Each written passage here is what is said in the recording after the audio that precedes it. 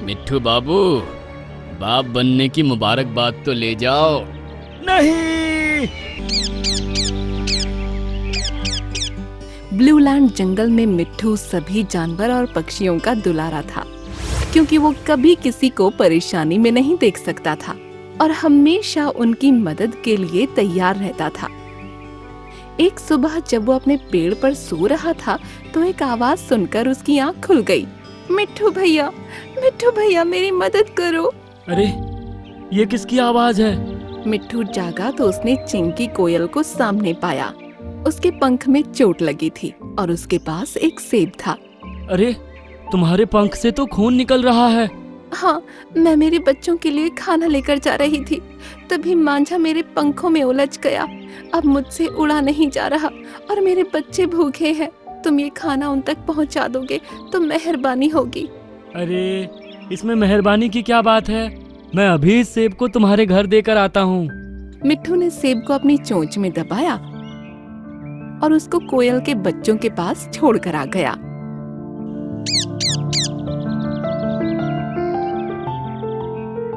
जब तक तुम ठीक नहीं हो जाती तुम यहीं रुक सकती हो। शुक्रिया मिट्ठू भैया, आप बहुत अच्छे हैं। मिट्ठू इसी तरह हमेशा जंगल के हर जानवर और पंछी की मदद किया करता था और सभी उसको पसंद करते थे। एक दिन मिट्ठू फलों के बाग में पहुंचा, जहां पर उसको अमरूद का पेड़ नजर आया। अरे वाह, ये अमरूद तो एकदम ताजा है। मिट्ठू अभी अमरूद खा ही रहा था कि तभी अमरूद खाने के चक्कर में तुम किसी को भूल नहीं रहे मिट्ठू। अरे मैं अभी ये फल खाकर तुम्हारे पास ही आने वाला था। बस बस, मुझे पट्टी मत पढ़ाओ। अब बहुत दिन हो गए तुमको मुझसे मिलते हुए। अब मैं तुम्हारे साथ रहना चाहती हूँ।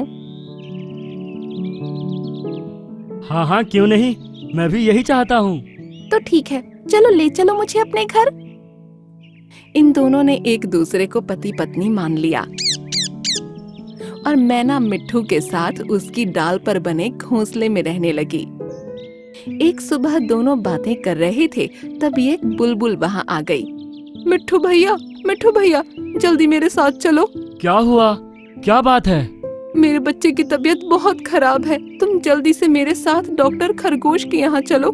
मुझे उसके घर का रास्ता नहीं पता। ठीक है, मैं अभी चलता हूँ। एक मिनट, मिट्ठू, तुमने जाने से पहले मुझसे पूछा है क्या? मैना, तुम्हें दिख ही रहा है ना बेचारी कितनी परेशान है। परेशान है तो क्या हुआ? मैं तुमको ऐसे सुबह सुबह कहीं नहीं भेज सकती। और बुलबुल, तुमको डॉक्टर खरगोश के पास जाना है तो किसी और जानवर से पूछ लो। ये तुम्हारे साथ कहीं नहीं जाने वाले। ये सुनकर बेचारी बुलबुल अपना समूह लेकर वहाँ से चली गई। अब तुम मेरे पति हो, ऐसे कहीं भी मुंह उठाकर नहीं जा सकते, समझ आई? इस पर मिट्ठू चुप तो हो गया, लेकिन उसे सच में बुलबुल के लिए बहुत बुरा लग रहा था। अगले दिन सोनू कबूतर और टीनू चिड़िया मिट्ठू के पास आए। मिट्ठू भैया, मैं बहुत बड़ी मुसीबत में हूँ, आपकी मदद चाहिए। तुम किसी भी मुसीबत में हो, मेरे पति को कहीं नहीं भेजने वाली मैं। अरे मिट्ठू भैया, ये क्या कह रही है? कोई आपके पास आए और आप उसकी मदद ना करो, ऐसा कभी हुआ है क्या? नहीं हुआ है, लेकिन अब होगा। तब ये इस जंगल के मिट्ठू थे, आज ये मेरे पति हैं। मैं इन्हें कहीं नहीं जाने दूंगी, तुम जा सकती हो। मिट्ठू इस पर जहर का घूंट पी गया। कबूतर और टीनू चिड़िया दोनों वहाँ से चले गए। अब कई दिन ऐसे ही गुजर गए। धीरे धीरे पूरे जंगल में मिट्ठू की ये बात फैल गई और अब कोई भी मिट्ठू के पास मदद मांगने नहीं जाता था। कुछ दिन बाद मैना ने एक अंडा दिया और फिर उसमें से एक बच्चा बाहर आया। इसका नाम हम मुन्नू रखेंगे। तभी पास ही के जंगल में रहने वाले गोल्डी बाज की नजर इन पर पड़ी। अरे वाह, मिट्ठू की शादी भी हो गई और बच्चा भी। लगता है अब मिट्ठू से बदला लेने का समय आ गया है। इसने मुझे उस रात कबूतरी के बच्चे को नहीं खाने दिया था ना। अब देखना मैं क्या करता हूँ। कुछ दिन बाद दोपहर के टाइम मैना मिट्ठू से बोली, सुनते हो, मुझे बहुत भूख लगी है। तुम मेरे और मुन्नू के लिए जल्दी से खाना तलाश करके ले आओ ना। हाँ हाँ, अभी जाता हूँ, तुम फिक्र मत करो।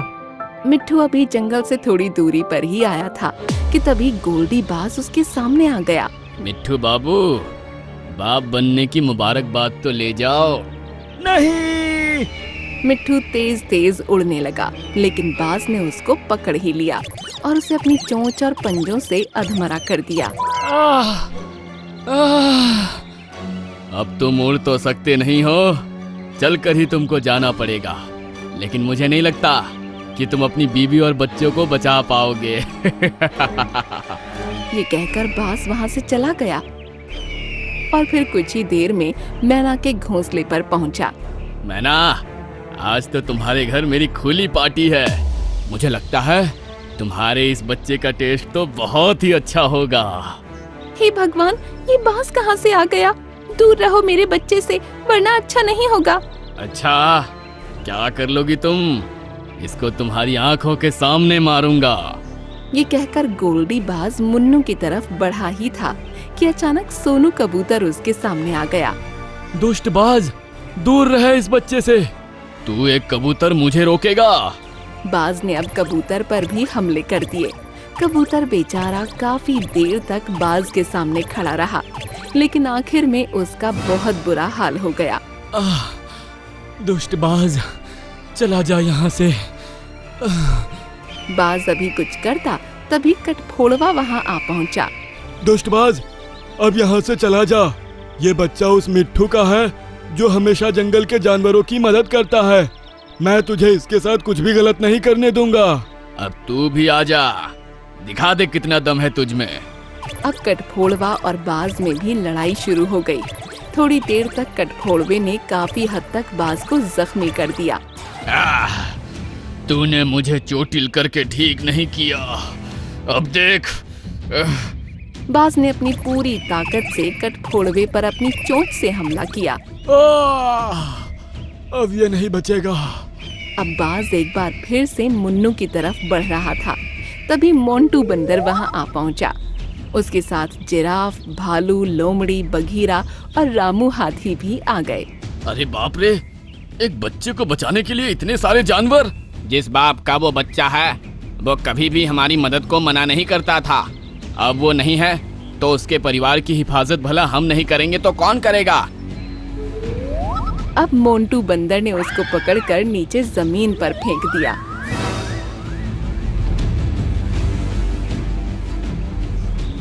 और सभी जानवरों ने उसको खूब मारा।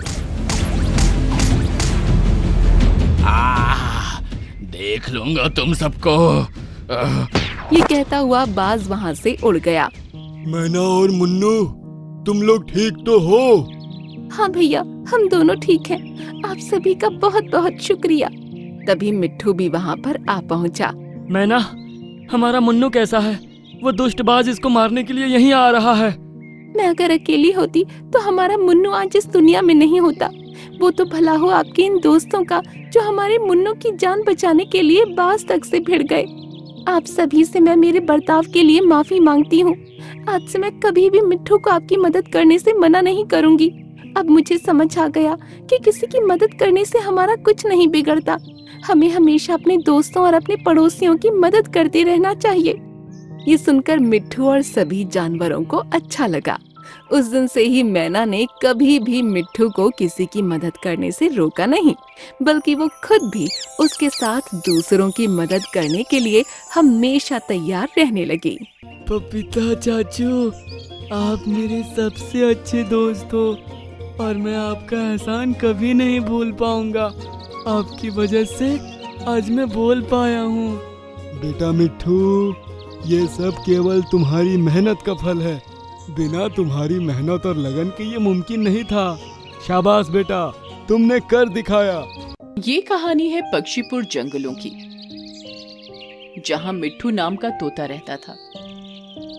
मिट्ठू का अभी कुछ महीने पहले ही जन्म हुआ है और उसकी माँ काफी कमजोर थी, तो वो मिट्ठू को जन्म देते ही मर गई। मिट्ठू छोटा बच्चा था, उसे पता नहीं था कि वो बोलेगा कैसे और उड़ेगा कैसे। धीरे धीरे समय बीत रहा था।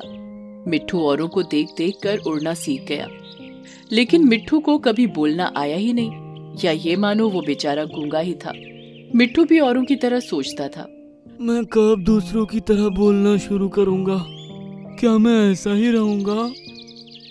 फिर एक दिन मुनमुन चिड़िया और उसका साथी मोटा पपीता चाचू घर के सामने बैठे थे और वो मिट्ठू के बारे में ही बातें करने लगे। तुम्हें पता है मिट्ठू गूंगा है? मुझे भी कुछ समय पहले ही ये बात पता चली। अरे क्या तुम सच बोल रही हो मुनमुन? मुझे तो आज ही पता चला। मुझे तो लगा वो बेचारा बोलना ही नहीं सीख पाया, इसलिए वो चुप रहता है। पर सुनकर बुरा लगा, वो गूंगा है। हाँ बहन, लेकिन हमें भी अभी पता चला है कि वो गूंगा है बेचारा। उसकी माँ भी जन्म देते ही चली गई। बेचारी को कभी सही शिक्षा मिली ही नहीं। तो उसकी मदद क्यों नहीं की तुम लोगों ने? अगर तुम्हें पता चल गया था कि उसकी माँ मर गई है तो? पपीता चाचू, किसके पास इतना टाइम है? और उसको हम कैसे बोलना सिखाते? हमें अपने घर के भी काम होते हैं। ये बात सुनकर मोटे पपीता चाचू को बहुत ही दुख हुआ। फिर कुछ देर बाद मिट्ठू तोता उनके पास उड़ते हुए आता है तो मोटा पपीता चाचू उससे कहते हैं, मिट्ठू, मैं जानता हूँ तुम मुझे नहीं जानते, लेकिन मैं तुम्हें बहुत अच्छे से जानता हूँ। मेरा नाम पपीता चाचा है। अगर तुम मेरी सारी बात को सुन रहे हो तो अपने पंख हिला देना, मैं समझ जाऊंगा। मिट्ठू अपने पंख हिला देता है। शाबाश। मैं जानता हूँ कि तुम्हारी मम्मी गुजर गई है तुम्हें जन्म देते ही, और ना ही तुम्हारा इस जंगल में कोई दोस्त है क्योंकि तुम गूंगे हो। पर तुम चिंता मत करो, मैं तुम्हारा दोस्त बनूंगा और तुम्हारे इस गूंगेपन का इलाज भी करूंगा। मिट्ठू पंख हिला देता है और उसकी आंखें नम हो जाती हैं। मैं जानता हूँ तुम बहुत कुछ कहना चाहते हो लेकिन कह नहीं पा रहे, पर मैं तुम्हारी आंखों से सब समझता हूँ। तुम उदास मत हो मिट्ठू, मैं हमेशा तुम्हारे साथ रहूंगा। तुम्हें कभी अकेला महसूस नहीं होने दूंगा। मिट्ठू पपीते चाचू के आसपास पंख फैला देता है और गले लगाने की कोशिश करता है। तुम मेरे साथ मेरे इस घर में ही रह सकते हो। मैं बाकी पक्षियों को भी अपने घर में सहारा देता हूँ, लेकिन तुम आज से मेरे घर में हमेशा के लिए रहोगे।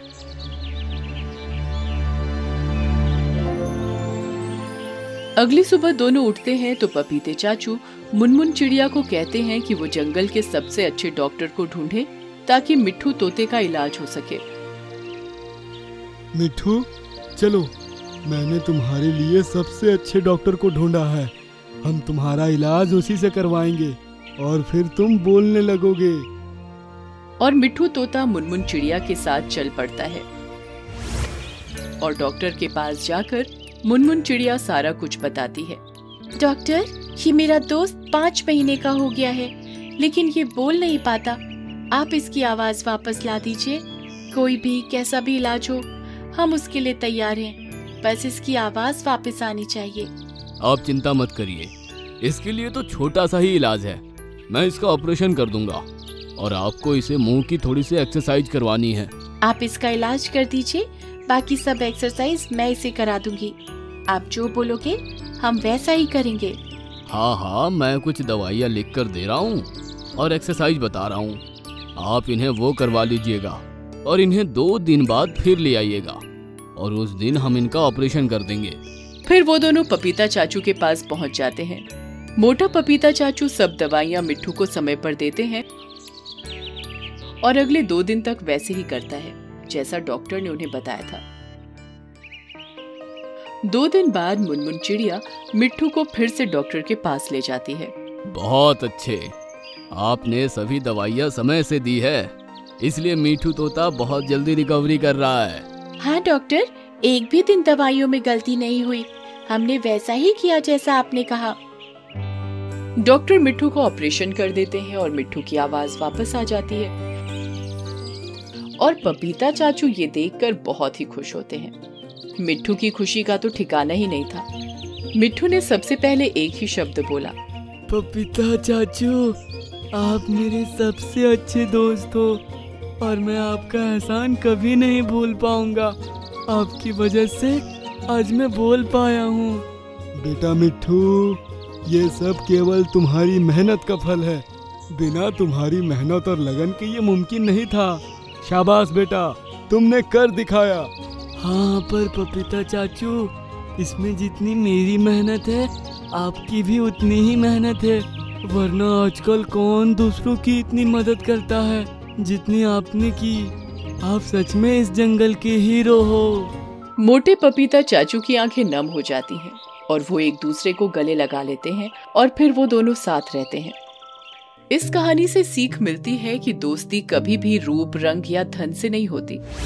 दोस्ती हमेशा दिल से होती है और पपीता चाचू और मिट्ठू तो एक दूसरे को जानते तक नहीं थे, लेकिन पपीता चाचू के एक कदम ने एक मिट्ठू जैसा ईमानदार दोस्त हासिल कर लिया।